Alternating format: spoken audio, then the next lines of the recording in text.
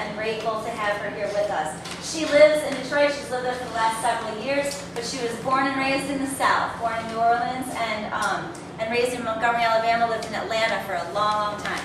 So, I don't know. I want to say she's awesome. She's been touring since 2002. She's about to blow you away. She's been called in certain journals, she's been called a spoken word force to be reckoned with.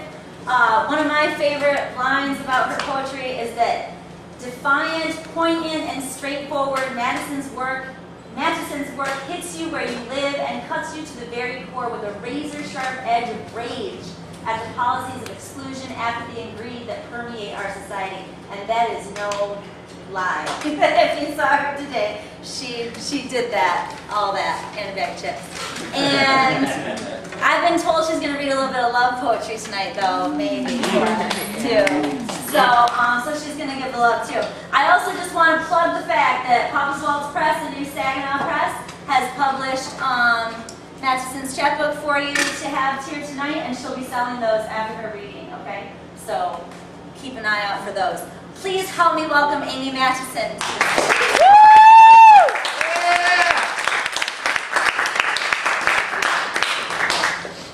What a rockin' beautiful poem to Saginaw. That rock. Thank you, Jenny. I think you gotta turn it on. Oh, okay.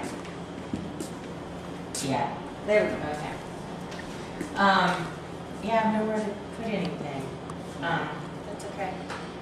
I said I was going to do a completely different set, but I decided to do one repeat on my set from this afternoon. So, sister, I expected you to listen to me because I was listening to you, see? I know what you said, but you ain't got a clue what's on my mind and off my tongue like you done hung up on the conversation, which is what was happening between us, a dialogue, and I'm no genius, but I know it's my turn to speak, and still, you ain't listening to me. Sister, I think you don't see me as having something to say, words that might sway your attention my way, a poetry worthy of your ears. See, it appears I don't meet your visual expectations of the American racial nations, the figments of our collective imaginations, creating enemies out there within those perfectly square boxes and oh so straight lines colonizing our minds. Sister, I don't expect you to see I'm one of the last of my kind. I'm mixed race tomorrow, and if you don't know what tomorrow is, then look it up in the dictionary. Yes. Under Pacific Island people oppressed for a very, very long time. But that ain't no reason to listen to me. Sister, it's ideology, not biology, that connects us. It's ideology, not biology, that selects us to be the ones betrayed by our wounds of the color of our skin, sent to our tombs and down to sin because we dared to touch one another. Dared to breathe and not smother beneath greed and the other darkly cloaked lies, telling us we're not man enough to survive, we're not rich enough to thrive, we're not pretty enough for pride, not smart enough to decide, not white enough to imbibe from the water fountain. I don't wear it on my skin or my sleeve, yet lost marks on my flesh nonetheless, and how I breathe is like how I breathe.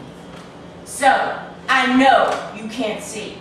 I've been called nigger and dyke, jab chink and kipe and made faggot and spit and a stupid redneck. You can't visually detect. I've been raped and molested, violated, testament, color of white dot, like depending on the perspective.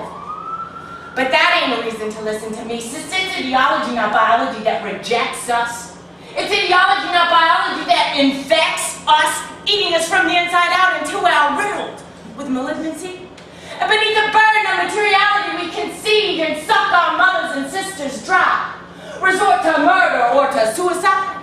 Stroke our egos, judge and condemn, blame others for our miscalculations, and then take more than our fair share.